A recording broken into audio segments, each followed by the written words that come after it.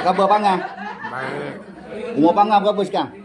90 lebih. 90 lebih. Pencen dah berapa tahun? 37 tahun. Lama Pangan makan pencen. Apa nak buat? Waduh. Habis kerajaan. Habis kerajaan. Habis kerajaan. Dulu Pangan cikgu kan? Coba. Di mana Terang? Pengambisan Jalan Templo. Kawasan petani jaya kawasan Melayu. Tengok orang lama ingat otak lagi. Melayu.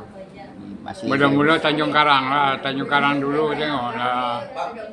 So dulu mana tahun 50. Jalan mana ada jalan tepi laut. Ya.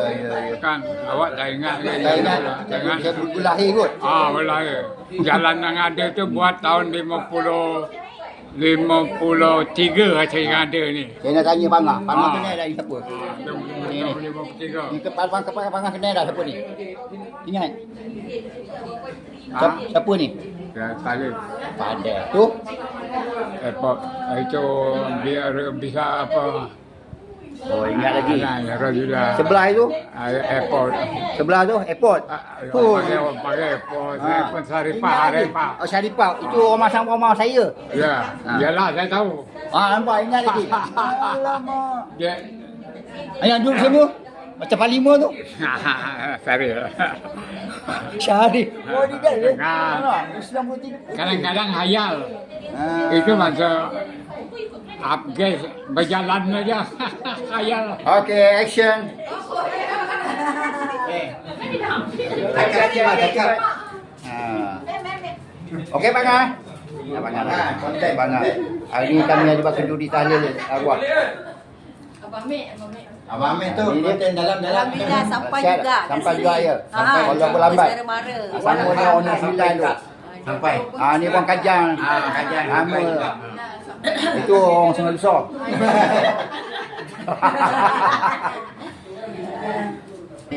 Orang lama. Mak cara aku orang lama. Betul, orang lama bertaling. Kami buat konten sejarah kampung Betul, Taling kalau Bahagia. tengok abang ni, abang Kamal punya. Ah. Abang Kamal. Kembang Pangan. Bertaling. Kamal. Kamal. Menantu dia Suami ni. Iput. Menantu Cik. Ocik. Cik, menantu Cik. Ini nombor 1. Sungai Besar. Akak Sungai kenal? Besar. Akak kenal? Iput. Ini siapa ni? Ini Abang Maruf pernah tak? Abang Maruf? Abang Maruf tak kenal ke? Tak kenal. Dia orang lama sini. Itu anak dia kat dalam. Ini dibesarkan kat London. Lepas tu ini balik Malaysia. Lepas tu dah tahun 2024 dia kata, kita nak pergi London ya, kata nak tengok rumah dia kat London. Dan aku ikutlah baginya duit. Nak mari pergi London. Soju tu. Ya. Duit dia mahal ke? Biasa lagi lah Abang Kamal Abang Kamal kasih lah. Biasalah. Dia pergi London. Orang London. Dia Cakap pergi ni. Kerja di London. dibesarkan kat London anak cucu menantu dia. Bapaknya pencen balik Malaysia. Dia nak pergi ke apa tu? Ini kata nak tengok rumah ni lama. Ini pun sekarang dah masuk 30. Ini aku duit pada ayah. Kita nak pergi London. Boleh saya ikut. Baginya duit kan. Dia nak Nampak cerita masuk.